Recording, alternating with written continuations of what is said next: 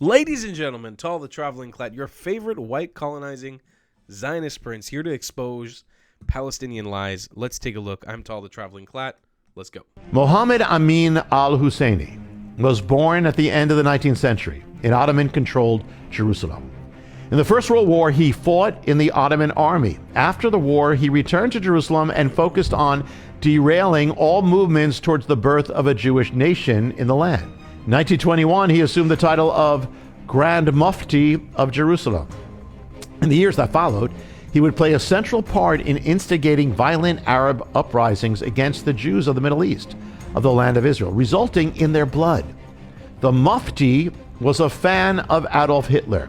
Soon after Hitler rose to power in Germany, the Mufti expressed his support for the new government. He said that the Palestinian Muslims were enthusiastic supporters of the Nazi regime. In 1940, the Mufti drafted a document he hoped the Nazi government would approve, in which the Arab countries would be given the right to, quote, solve the Jewish issue in their lands as the Nazis had solved it in Germany. In November of 1941, the Mufti obtained a meeting with Adolf Hitler in the Reich Chancellery in Berlin. He told Hitler that the Arabs were his natural allies, as they had the same enemies, most specifically the Jews. He asked Hitler to commit to the elimination of a national Jewish homeland, what would become Israel. Hitler affirmed his commitment. He said yes to destroying the Jewish element residing in the Arab sphere at the right time. And folks, that's precisely how your sweet Zionist prince ended up being born in the United States of America and being a sweet Zionist prince. It's specifically because of this man, Haj Amin al-Husseini, Muhammad Amin al-Husseini. In 1941, June 1st and 2nd, 1941, there was a pogrom in Iraq known as the Farhud, which was inspired directly by that meeting and multiple other meetings between the Grand Mufti of Jerusalem and the Nazi Party.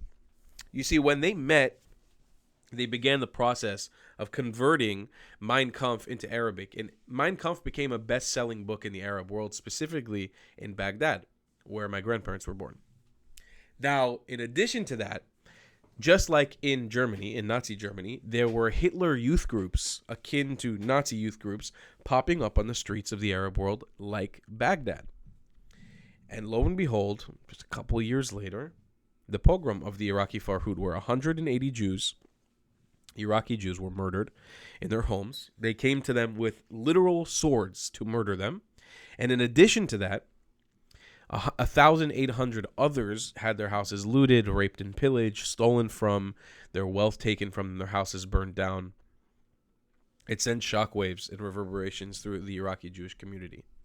My family stayed for a couple of years, but they ended up leaving a little bit after the creation of the State of Israel. And they had to run. My grandpa was arrested. He was kicked out of Iraq. I mean, his passport, his Iraqi passport, we found it says all over, you're never able to return to Iraq. You're a traitor to the country. You are, you're a dissenter. Because the anti-Semitism had rose so high in Iraq, it had become literally dangerous to live there. People like to ignore the plight of the Mizrahi Jews. And what I find very funny when Palestinians or pro-Palestinians tell us, go back to where you came from. You're not from the land. You're not from here. Go back to where you came from. I always ask, okay, Palestinians are the reason I'm not where I came from. Palestinians are the reason. And guess what, motherfucker? I did my DNA test. I know where I'm from. It's not from Iraq. I'll tell you that much. So look, don't believe the propaganda, but arm yourself with the truth. Haj Amin al-Husseini and his story of how he met with Hitler and his support for the Nazi Party is one of the most compelling pieces of evidence to all the bullshit anti-Semitism coming from the right and all the bullshit anti-Semitism coming from the left. It negates it outright. And I suggest that everybody get informed and get smart so we can fight this fight together. I love you guys long time. Consider supporting the channel so I can keep doing the amazing work I do here for you guys.